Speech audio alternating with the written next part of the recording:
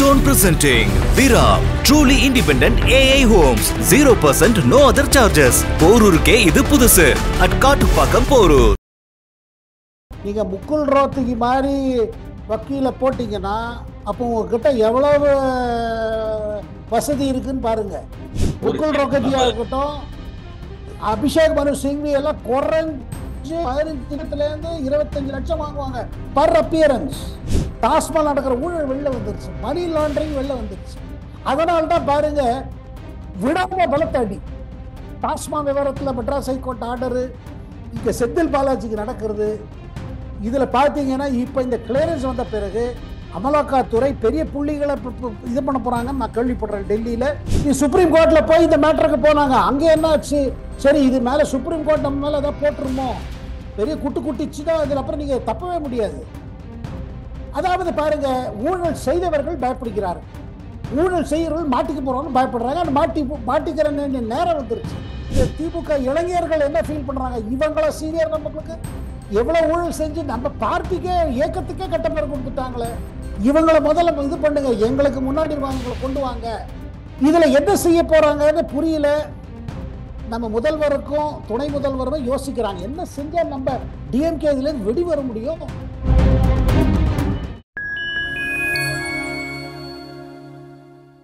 Point media நேயர்களுக்கு வணக்கம். நான் உங்கள் சங்கீத். நம்ம சிறப்பு நிகழ்ச்சியில் நம்மோடு இணைந்திருக்கிறார் அரசியல் விமர்சகர் மற்றும் மூத்த பத்திரிகையாளர் திரு சேகர் ஐயர் அவர்கள். வணக்கம் சார். வணக்கம் குஹன். வணக்கம். டாஸ்மாக் வழக்கில் தமிழ்நாடு அரசும் சரி, டாஸ்மாக் நிறுவனமும் சரி, தொடர்ந்த வழக்கை தள்ளுபடி செய்திருக்கிறது சென்னை உயர்நீதிமன்றம். இதன் காரணமாக தமிழ்நாடு அரசுக்கு ஒரு பின்னடைவை ஏற்பட்டு பார்க்கிறோம். அதே வேளையில் உச்ச நீதிமன்றத்தில் செந்தில் பாலாஜிக்கு ஒரு கெடு விதித்திருக்கிறது சுப்ரீம் கோர்ட். அமைச்சரா நீடிக்கிறீங்களா இல்ல ஜாமீன் எதுவும் வேணுமா அப்படிங்கிறதுல கேட்டிருக்காங்க.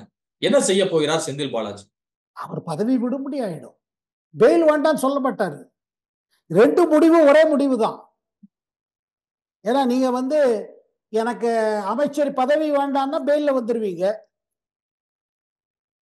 இல்ல எனக்கு பெயில் வேண்டாம் சொன்னீங்கன்னா நீங்க ஜெயிலுக்கு போவீங்க, அமைச்சரா இருக்க முடியாது. ரெண்டு இதுவும் பாத்தீங்கன்னா ஒரே இதுக்கு தான் காமிக்கிறது. ஏன்னா இந்த தடவை சுப்ரீம் கோர்ட் புரிஞ்சிருச்சு, நீங்க பெரிய பெரிய வக்கீல போடலாம். முக்குல் ரோத்தகி மாதிரி வக்கீல் யாரு ஒரு அப்பியரன்ஸுக்கு 20 லட்சம் ரூபாய் வாங்குவாங்க. சங்கீத குஹன், நான் இப்ப சொல்வதுக்கு நல்லா கேட்டுக்கோங்க. நீங்க முக்குல் ரோத்தகி மாதிரி வக்கீல போட்டீங்கன்னா அப்போ உங்ககிட்ட எவ்வளவு வசதி இருக்குன்னு பாருங்க. முக்குல் ரோக்கத்தியா இருக்கட்டும், அபிஷேக் மனு சிங்வி எல்லாம் குறைஞ்சு 15 25 லட்சம் வாங்குவாங்க பர் அப்பியரன்ஸ். பேல் வாங்கி தரத்துக்கு ஒரு இது, பேல் அப்ளிகேஷன் போடுறதுக்கு. இது சாமானியர்கள் செய்ய முடியாது, சாமானியர் கிட்ட போகவே முடியாது. முக்குல் ரோத்தகில ரொம்ப பணக்கார வக்கீல், பணக்காரர்களுக்காக வக்கீல், ஊழல் செய்பவர்களுக்காக வக்கீல். அவங்க அது அவங்க தொழில், அதை பத்தி நம்ம பேசக்கூடாது, நமக்கு உரிமை கிடையாது. எந்த குற்றவாளிக்கும் இல்ல குற்றச்சாட்டப்படுறவங்க வக்கீல்கிட்ட போலாம். ஆனா நடக்கிறது என்ன கூத்துது, ஊழல் குற்றச்சாட்டுக்கா எவ்வளவு செலவழிக்க வேண்டியிருக்கு பாருங்க. முதல்ல சம்பாதிக்கிறீங்க, அப்புறம் செலவழிக்கிறீங்க, வாங்கிட்டு போது அள்ளிட்டு போது வக்கீல். ஒண்ணு. இரண்டாவது ஒண்ணு நோட் பண்ணுங்க, டாஸ்மாக் மேட்டர்ல கூட எவ்வளவு பின்னடைவு முதல்வருக்கு சரி, இந்த திமுக அரசுக்கு சரி. முதல்ல டாஸ்மாக் செய்யக்கூடாது, இது சென்டர் ஏதோ பண்ணிருச்சு, தமிழ்நாடு எதிர்த்து பண்ணிருச்சு. அதாவது டாஸ்மால நடந்த அமலாக்கத்துறை ரெய்டு ஏதோ மனித உரிமை யாரோட மனித உரிமை, அதுதான் நேற்று கேட்டிருக்காரு மெட்ராஸ் ஹைகோர்ட்ல. மனித உரிமை பாதிக்கப்பட்டோருக்கு உண்டு, நிறுவனத்துக்கு கிடையாது. இங்க என்னன்னா கார்பரேஷன் சொல்றது, கம்பெனி, அதாவது ஸ்டேட் ரன் கவர்மெண்ட் இது சொல்றேன். எங்க மனித உரிமை கவர்மெண்ட்டுக்கு எங்க இருக்குது? அதாவது இந்த பிளஃப் இருக்கு பாருங்க, இது ஆங்கிலத்தில் பிளஃபிங் பாங்க. இந்த பிளஃப் அடிச்சுட்டே பண்றாங்க. காரணம் என்னன்னா மாட்டிக்கிட்டாங்க. டாஸ்மாக் நடக்கிற ஊழல் வெளில வந்துருச்சு, மணி லாண்டரிங் வெளில வந்துருச்சு. அதனால தான் பாருங்க விடாம பலத்தடி டாஸ்மாக் விவரத்தில் மெட்ராஸ் ஹைகோர்ட் ஆர்டரு, இங்க செந்தில் பாலாஜிக்கு நடக்கிறது. இதுல பாத்தீங்கன்னா இப்ப இந்த கிளியரன்ஸ் வந்த பிறகு அமலாக்கத்துறை பெரிய புள்ளிகளை இது பண்ண போறாங்கன்னு நான் கேள்விப்படுறேன். டெல்லியில பெரிய அரஸ்டுக்கு சம்பவம் இருக்குது. யாருன்னு கேட்காதீங்க, சந்தேகப்படுபவர்கள் மீது திருப்பி அது ஆரம்பிச்சிருச்சு மேட்டர். இடி இந்த டாஸ்மாக் விஷயத்தில் மேலும் ஒரு புலிப்பாய்ச்சலில் இறங்க போகுது அப்படின்னு சொல்ல வரீங்களா நீங்க? கட்டாயமாக அது எங்கேயோ ஒரு அடுத்த பெரிய நபரை பிடிக்கிறதுக்கு கிளம்புறாங்க. ஏன்னா இந்த பண வசூல்லாம் யாருக்கிட்டயோ போகுது. அந்த போனவங்கெல்லாம் யாருக்கு நெருங்கியவர்கள் கூடி சீக்கிரத்துல தகவல் கிடைக்க போகுது. அப்ப விசாரணை நடக்கும் போது எல்லார்ட்டையும் கேட்பாங்க, டாஸ்மால ஊழல் இல்லைன்னு யாராவது சொல்ல முடியுமா? ஒருத்தர் சொல்ல மாட்டாங்க. எல்லாருக்கும் தெரியும் என்ன நடக்குது தெரியும். நீங்க ஏதாவது ஒரு டாஸ்மால போய் வாங்கிட்டு வந்தீங்கன்னா எக்ஸ்ட்ரா கொடுக்குறீங்க, உங்கள்ட்ட ரிசீட் கிடையாது, ஒன்றும் கிடையாது. அதை தவிர்த்து, அதாவது கேட்டா டாஸ்மாக் ப்ராஃபிட்ல தானே போயிட்டு இருக்கு. அதாவது நீங்க கணக்கு கொஞ்சம் காமிக்கிறீங்க, கணக்கு காமிக்காம எவ்வளவு அடிச்சுட்டு போறீங்க. இதனால்தான் இந்த அனாவசிய இதெல்லாம் பாருங்க, 3 மொழி கொள்கை, இந்தி திணிப்பு, இதெல்லாம் எதுக்கு கொண்டு வராங்க? மக்களை உணர்ச்சி வசப்படுத்தி, மக்களை திசை திரப்பி, இல்லைன்னா தங்க ஊழல் வெள்ள வந்துருமே.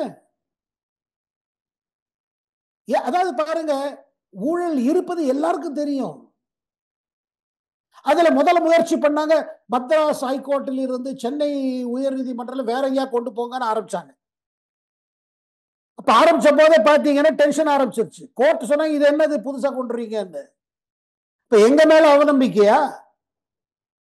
இது சுப்ரீம் கோர்ட்ல போய் இந்த மேட்டருக்கு போனாங்க. அங்க என்ன ஆச்சு? சரி, இது மேல சுப்ரீம் கோர்ட் நம்ம மேல ஏதாவது போட்டுருமோ, பெரிய குட்டு குட்டிச்சுதான். அதுல அப்புறம் நீங்க தப்பவே முடியாது. அதாவது பாருங்க, ஊழல் செய்தவர்கள் பயப்படுகிறார்கள், ஊழல் செய்யறவர்கள் மாட்டிக்க போறவங்க பயப்படுறாங்க. மாட்டிக்கிற நேரம் வந்துருச்சு. இந்த காலத்துல கை மேல் பலன் சொல்லுவாங்களே, அதான் நடக்குது. நீர்வளத்துறை அமைச்சர் துரைமுருகன் மீதான சொத்து குவிப்பு வழக்கில் அவர் விடுவிக்கப்பட்டதை ரத்து செய்திருக்கிறது உயர்நீதிமன்றம். இன்றைக்கு மீண்டும் ஒரு வழக்கில் அவருடைய துணைவியார் விடுவிக்கப்பட்டதையும் ரத்து செய்திருக்கிறது உயர்நீதிமன்றம். அடுத்தடுத்த வழக்குகள் துரைமுருகனுக்கு பெரும் அப்செட்டை தந்திருக்கிறதா? கட்டாயமா லீகலா பாருங்க. சரி, கீழே ரிலீஃப் கிடைக்கல, ஹைகோர்ட் போகலாம், சுப்ரீம் கோர்ட் போகலாம், மாத்தி மாத்தி கோர்ட்டு கச்சேரி இப்படியே பண்ணிட்டு இருந்தாங்க. ஆனா துரைமுருகனை பத்தி கட்சிக்குள்ளே தெரியும் எல்லாருக்கும் என்னன்னு. அவர்கள் குடும்பம் என்ன, அவர்களுக்கு இருக்கிற அசெட்ஸ் என்ன, சொத்து எவ்வளவு குவிச்சிருக்காங்க, எல்லாமே சொத்து குவிப்பு வழக்கு. கூடவே இப்ப பொன்முடி மேலே இதே மாதிரி ஒரு கேஸ் இருக்குது. அதை தவிர்த்து இன்னொரு கேஸ் இப்போ வரப்போகுது. பெண்களை பத்தி பேசினதுக்கு ஒரு கேஸ் போடுன்னு சொல்லியிருக்கு சென்னை உயர்நீதிமன்றம். அது ஒரு மேட்டர் இருக்குது.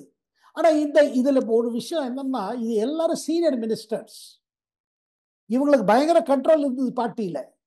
ஆனா பார்ட்டிக்குள்ள இருக்கிற திமுக இளைஞர்கள் என்ன ஃபீல் பண்றாங்க, இவங்கள சீனியர், நம்மளுக்கு எவ்வளவு ஊழல் செஞ்சு நம்ம பார்ட்டிக்கே இயக்கத்துக்கே கட்ட பேர் கொடுத்துட்டாங்களே, இவங்களை முதல்ல இது பண்ணுங்க, எங்களுக்கு முன்னாடி வாங்க, எங்களை கொண்டு வாங்க. இதுல என்ன செய்ய போறாங்கன்னு புரியல. நம்ம முதல்வருக்கும் துணை முதல்வரும் யோசிக்கிறாங்க, என்ன செஞ்சா நம்ம டிஎம்கே இதுல இருந்து வெடி வர முடியும்.